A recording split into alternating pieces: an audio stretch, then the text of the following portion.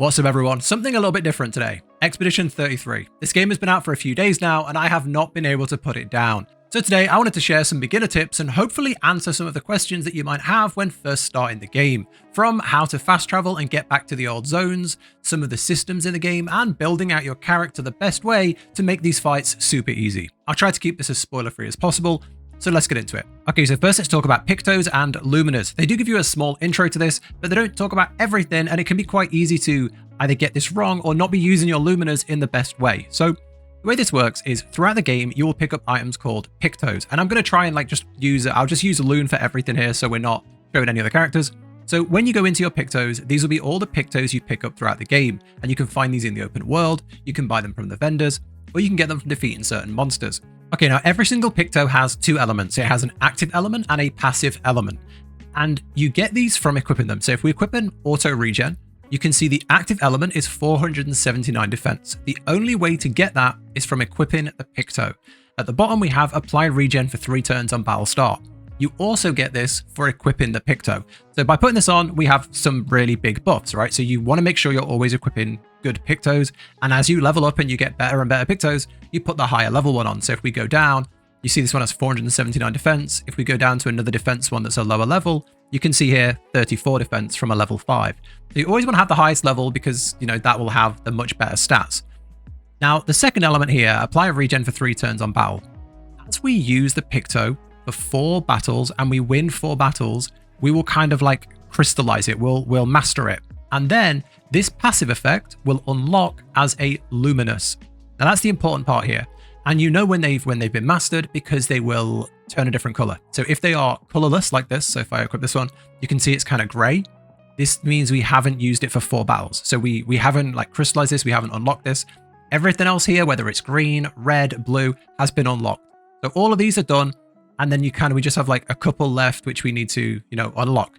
So that's the first thing you need to do on your character. Always have 3 relatively high level Pictos that work well on that character. And you can see how important this is. You can see right now we have 1,190 health on Loon. If I was to replace this with a Picto that gives health, for example, Greater Shell, we now have 1,800 HP. So if you're finding that you're going into fights and you're getting kind of knocked down in one hit, or you're finding yourself very squishy, even though you're putting points into, you know, vitality, defense, it's because you're not using your Pictos right, probably, or you're not finding the good Pictos. So take time to explore and take time to equip these better items. So that's the first thing. Now, the second thing on Luminas, these do not auto-equip. They don't do anything unless you go in and do them yourself. So it's very easy to fall into a position where you have unlocked loads, but then you look down here and you have like, I don't know, you might have like 3 out of 20 or like 5 out of 50 because you haven't been equipping your Luminas on all of your characters. So when I'll go into the system now. When you unlock this, so say I unlock, let's go back to auto regen, which we used as an example. Say I've unlocked auto regen for 3 turns on battle start, auto regen. When I go in Luminas, I'll unequip it now just to show you. When I go in the Luminas, here are all the different Luminas, and you can see the auto regen is here because we've unlocked it. Now, the best thing is we can equip, even if we mastered that on Loon, we can equip this on every single character. Now, think how strong that is. Auto regen for 3 turns, and you can have that on all of your characters. So everyone has a health regen at the very start of every battle, which is massive. So definitely go in here and equip your Luminas. You just click them to equip them, and everyone has a Lumina capacity, which means you can equip up to a number of points. So I think right now on Loon I have like 60 or 70 or something, so I can equip quite a lot. So make sure you're coming into here and you're equipping all the ones that you want. Some things that I always do is I make sure I always have Dodger on every character, gain 1 AP on a perfect dodge.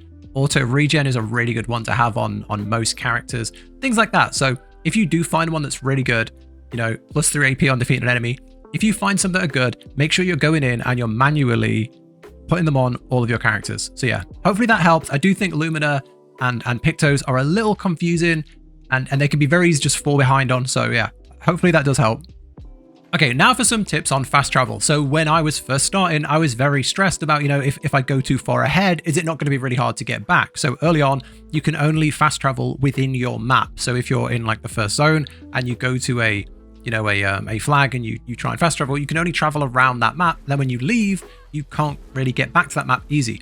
And if you find like a really powerful monster, or you find a thing you can't quite get to, and you think, oh, well, can I get back to this easy later on? Is it going to be really hard? Like the further I go forward, the further I've got to go back. Well, let me just tell you, the more you play, the much easier fast travel becomes. You unlock the world map very early on, and this is basically like a big open world map that links all of the zones together. Now, as you progress through the main story, you will unlock more and more ways to travel around this map faster. And I'm not going to ruin like the surprises of what you do get and how it works, but you just get much faster ways to travel this map. Now, that being said, early on, one thing you can do to make fast travel easier is as you go from one zone to another. So as you progress through a zone into a new map, and you keep unlocking these new zones, try and find these little tablets. They're like little stone glowy tablets. And what they do is they create like a light bridge, and this connects all of these zones together. So if you are looking to like backtrack early, or try and do like side quests or completionist stuff early on before you get any faster travel methods, this is a really good way to link up your maps and travel around, and it makes things a lot easier. So try and find these. Okay, now let's talk about character builds and how to build out your character to be the most efficient possible. It's very easy just to throw on a bunch of items, throw on a bunch of skills, and just plow through. But some of the mobs in this game are really hard. Some of the bosses are really hard. So I want to give you a rough intro on how to build out your character so that everything aligns. So first things first, what I would suggest is find a weapon you want to use on a character, and then work from there onwards. So I'm going to show everything on Loon because Loon is an early character that you get, so there shouldn't be any spoilers here. If we go on the weapons, find something that you want to use. So you will see all of the weapons are tiered towards different things. They're like, each one can specialize in different things. So for example, this one here reduces the cost of fire spells. This one down here helps with healing spells. This one down here is focused around using your free aim. So depending on how you want to build that character, you can build it that way. And even though they have different levels, because you find a higher level weapon does not mean that weapon is better. So there are ways in the game to increase the level of your weapons very easily, and it's very easy for a low level one to catch up. So this, for example, might be the best one in the game once leveled. Doesn't mean because it's the highest level and you found it the most recent, it's the most powerful. So find one that aligns with what you want to do. So say you wanted to make Loon a healer, like a full specialized healer. There are a couple of ones. I think I showed one just now. There's the Potterim, which, you know, healing generates a light stain. Or there's, for example, the Benazim. So if say we use the Benazim. So from using the Benazim, we get 1 less AP on healing skills, generating an earth stain at the beginning of each turn. And then at level 20, we instantly replay our turn after we consume a stain with a healing skill. So you basically get 2 turns in 1, which is massive. So if we're going to go healer, we would use something like this. Now we want to try and align our stats. So you can see here from using this item, it grows better, or like we get more from it if we have vitality and defense. So what you'd want to do is put more of your points into vitality and defense. Right now I'm in might and luck mostly, because I'm quite like, I focus on as damage. But I would respec. You can respec very easily in this game. You unlock the ability to do it early, and you get lots of ways to do it. So you would try and respec to make her more, you know, vitality and defense orientated, if that's the build you wanted to go for, because that would scale the best. Now, once you've done that, then you would go into your skills, and you would try and go into the, you know, the healing skills. So, you know, there's this healing section here. So you would try and get the healing spells. You'd also try and find spells. So you saw the second point was whenever you generate an earth stain, get something. I can't remember what it was. What was it?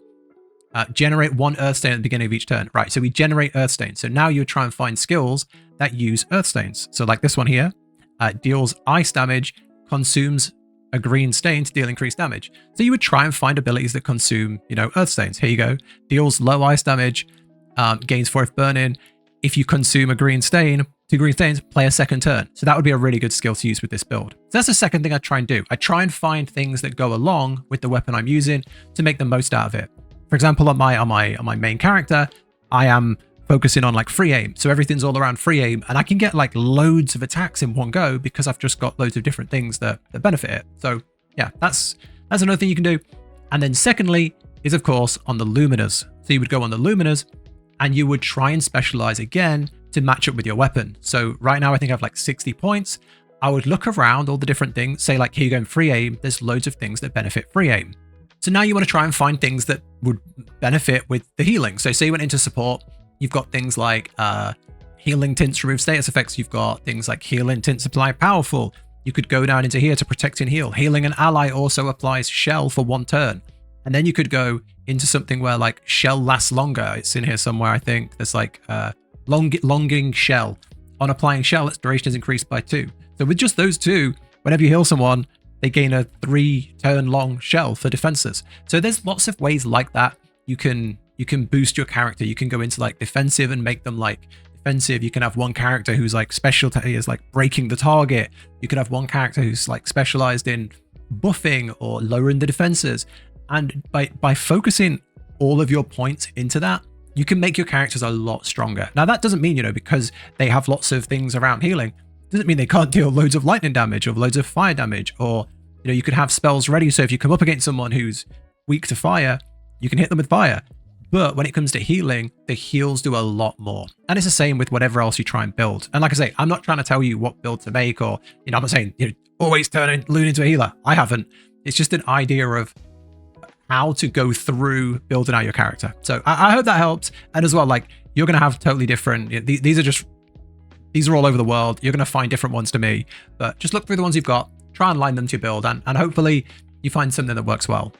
Yeah, that's it. I just wanted to make a guide going over like the Pictos, the Luminas, how to build out your character. Some questions I had was around like fast travel, and like I was very worried about leaving stuff behind. So I wanted to kind of resolve that. But that's kind of everything I want to talk about. I don't want to give a full guide into any of the systems in the game, because that would just be full of spoilers. I'll have to show different characters and places and zones, and I don't really want to do that, especially not 2 days into the game. I wanted to talk a lot more about combat, but it's hard because as you play through, you unlock more and more. You unlock more characters, you unlock more systems, and you unlock more ways to do combat. Right now at the start, you have parry, dodge, and a couple of attacks. You get a lot more, and it gets a lot more complex, and I can't talk about it without ruining the surprise. So maybe in the future, but not right now on the release of the game. So I hope this does help. If you want to see more, let me know in the comments. This is the first video on this game. But yeah, let me know if you want to see more on this. Thank you so much for watching. Subscribe if you find it useful and you want to see more. But thank you, take care, and I'll catch you in the next one.